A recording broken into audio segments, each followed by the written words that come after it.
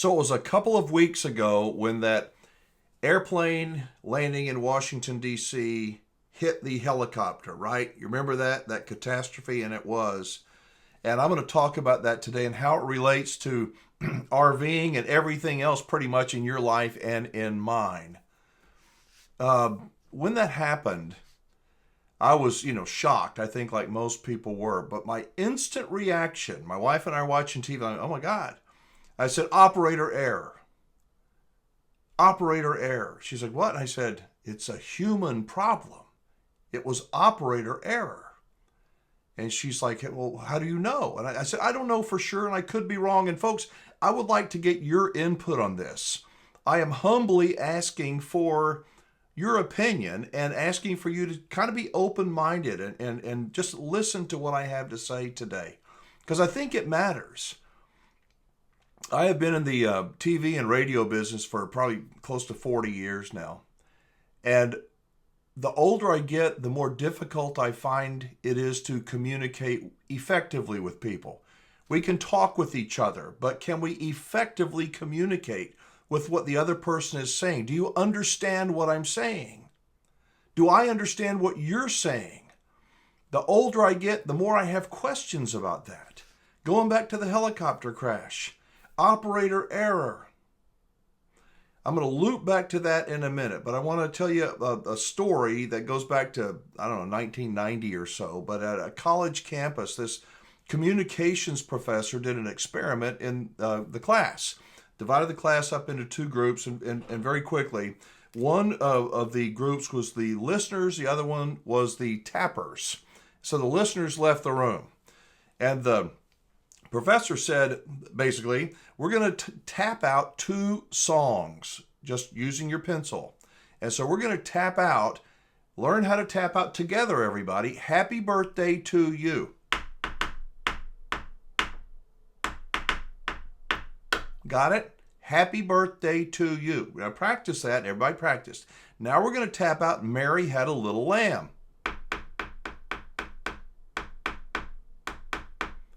Everybody's heard those, right? Mary Had a Little Lamb and Happy Birthday to You. And so the tappers were told, when the listeners come back in the room, you guys are going to tap, but don't say anything. You're just going to tap. And I'll tell you when to tap. So the listeners came back in, and they don't know what's going on. And the professor said, okay, guys, we want you to just listen to what these people are going to be doing over here and tell us what they're telling you.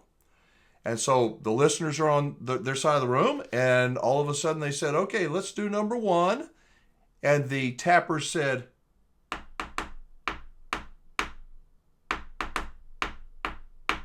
got it? And they kept on going. They said, raise your hand when you know what they're saying, what they're doing, what the communication is. It turns out that only 1 out of 40 people knew that it was happy birthday to you. 1 out of 40. That's the truth. You can look it up. But they also did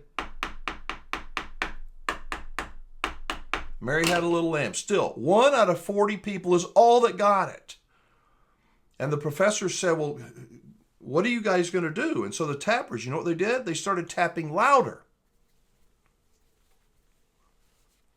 People just didn't have a clue. And then the professor said, okay, stop tapping. We're going to do it again, regular volume.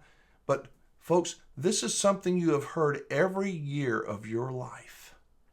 And they did if I don't drop and every hand went up.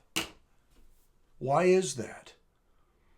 It was because the people didn't know what they were listening to until the professor gave them some context. It was just a bunch of noise. 1 out of 40 figured it out. But you've heard Mary Had a Little Lamb. You've heard Happy Birthday every birthday of your life and any birthday you've attended. Why couldn't you figure it out?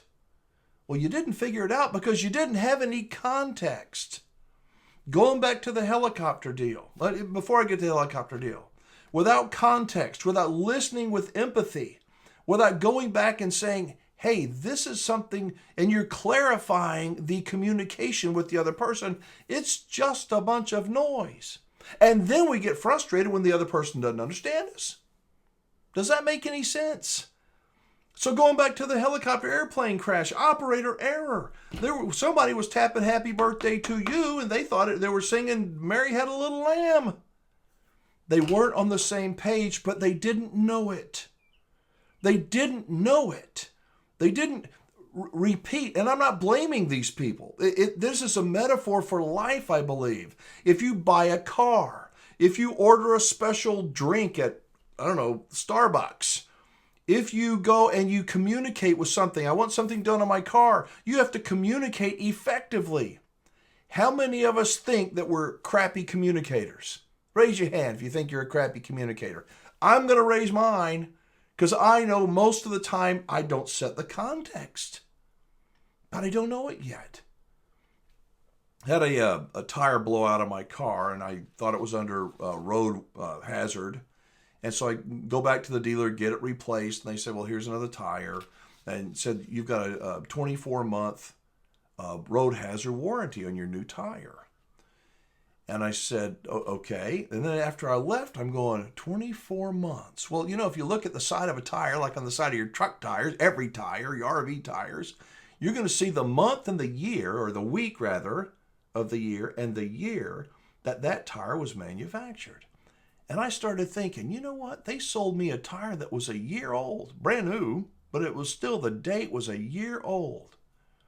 Was that 2 years from the date of manufacture? The warranty that I got?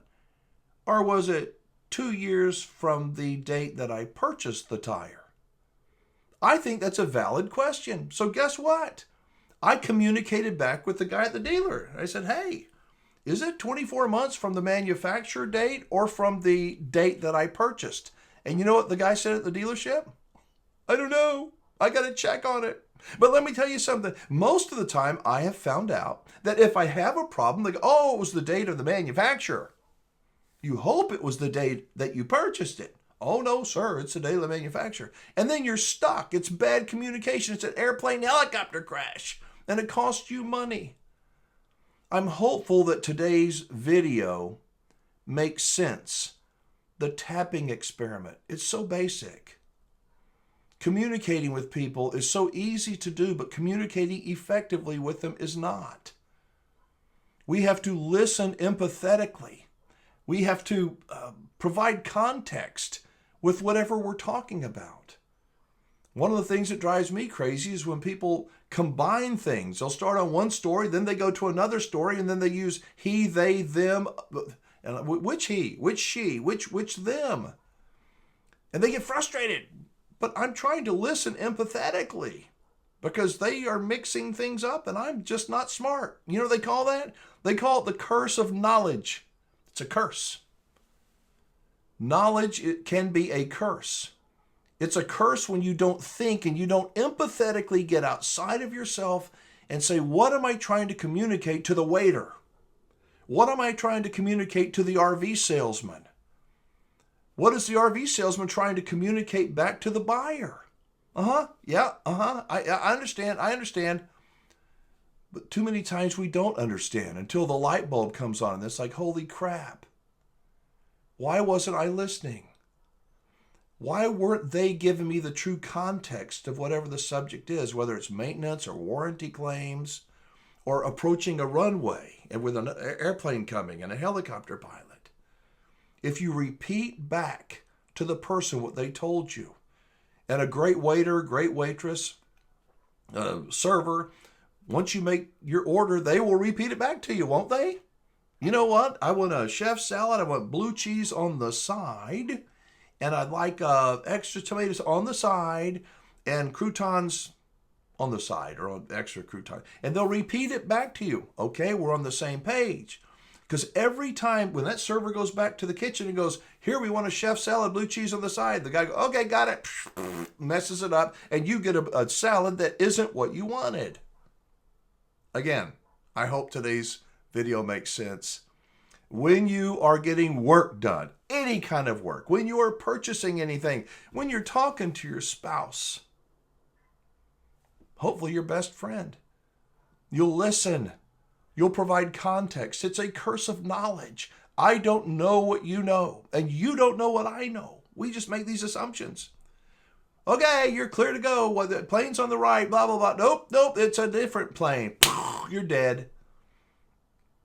That's a catastrophic example of, I think, operator error. And we are all guilty of it, aren't we?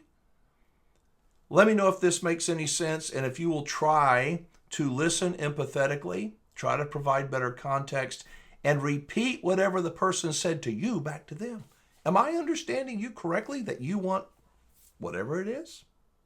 Those are just some tips for the day. I hope you're doing well. I'm Alan Warren, the RV Wingman, hoping that you will be the best wingman, the best wing woman possible, and that you'll help others, that you'll communicate effectively with them.